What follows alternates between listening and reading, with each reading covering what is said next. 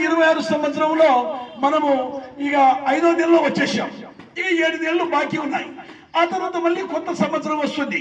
సంవత్సరాలు మారిపోతున్నా, మరి నెలలు మారిపోతున్నా, గంటలు మారిపోతున్నా మనిషి జీవితం మారడం లేదు. కారణం, మనిషి ఎందుకు మారడం లేదంటే మనిషి స్వాభావికంగా పాపము చేస్తూనే వస్తున్నాడు. మరి ఒకరికి చూసి ఒకరికి చూసి ఆ ఎల్లయ్య చేయడం లేదా, పుల్లయ్య చేయడం లేదా, నాగన్న చేయడం లేదా, ఇలాగ మానవుడు కామన్ గా పాపము చేసుకొని మరి పాపము పరిపక్వమై గర్భము ధరించి మరణము కరుణని దేవుని వాక్యం సెలవిస్తుంది.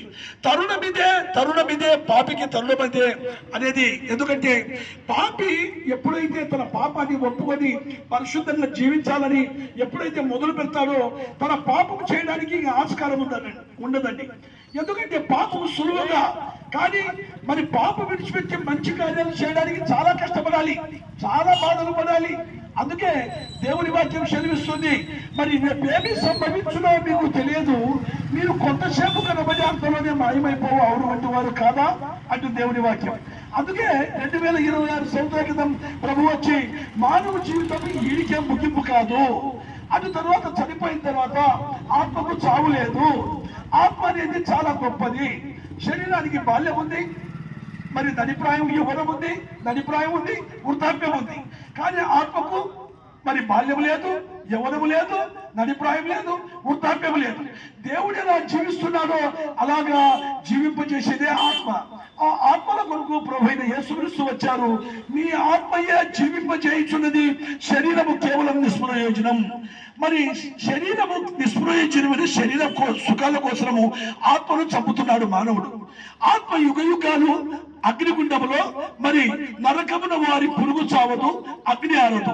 యుగయుగాలు పళ్ళు కొరుకుతూ యుగయుగాలు అక్కడ ఆ రాజ్యములో ఉంటుంది. మన పెద్దలు చెప్పేవారు, ఒరే మంచి పనులు చేస్తే స్వర్గానికి పోతాడు, చెడ్డ పనులు చేస్తే నరకానికి పోతాడని చెప్పేవాళ్ళు. అది వాస్తవేనండి.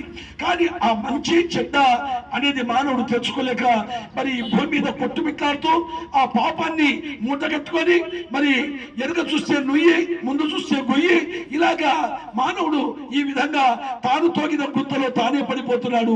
తాను తోక్కున్న గొయ్యిలో తానే పడిపోయి అయ్యో నా కర్మ, ఏమి ఇలా అయిపోయింది నా జీవితం, అయ్యో ఈ పని చేయకుంటే నాకు ఈ జైలు శిక్ష పడేది కాదు, నేను ఈ తప్పిదం చేస్తే నాకు 10 మందిలో నాకు ఇంత పల్సన అయ్యేవాడిని కాదని మానవుడు తప్పు చేసిన తర్వాత మరి ఎంతో పశ్చాత్తాపడుతూ ఉంటాడు. అదే ప్రభు చెబుతున్నాడు, నీ హృదయములు మార్చుకోండి, మీలో ఉన్న ప్రతి పాపాన్ని తీసివేసుకోండి. అందుకే హృదయ శుద్ధి గల వారు ధన్యులు, వారు దేవుని చూచెదరు. ఆత్మ విషయమై దీనులైన వారు ధన్యులు, పరలోక రాజ్యం వారిది అని సెలవిచ్చాడు. మరి నీ ఆత్మను ఎక్కడ తీసుకొని పోతావు సోదరుడా? శరీరానికి అయితే ఈ భూమి మీద ఎన్నో వదులు ఉన్నాయి. మరి తినొచ్చు, తాగొచ్చు, మరి మందు కొట్టొచ్చు, బీడి, సిగరెట్, గోవా, గుట్కా, ఇలాంటి అనేకమైన మనం చేయొచ్చు. కానీ మరి మానవుడికి శరీర సుఖాలే ఎక్కువ పడుతున్నాయి, కానీ ఆత్మకు గురించి ఎవరు చెప్పలేదు.